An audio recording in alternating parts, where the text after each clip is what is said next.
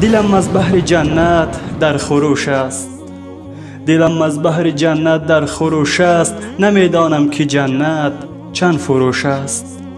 من از قول رسول الله شنیدم که جنت با عبادت در فروش است. یک جوان نیمه شب تشنه شده میخیزد و آب می نوشد و صدای گریه به گوشش می رسد و میگوید کیست در آنجا؟ میبیند که صدای جای نماز است.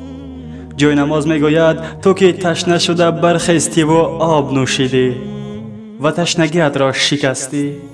من هم تشنه این نماز تو هستم تا که تو نیز نماز بخوانی. به نزد هر طعام پهلوانی، به نزد هر طعام پهلوانی، با وقتی بندگی رنگ زنانی. روی کوها به عزمی بیل دسته، به مسجد می شود پایت شکسته. کشی چون گاو دایم بار دنیا، شوی در خدمت مولا کسوها. با شما بودم شعرافکن منیر. تا نوار آینده، خدا حافظ. خدا حافظ.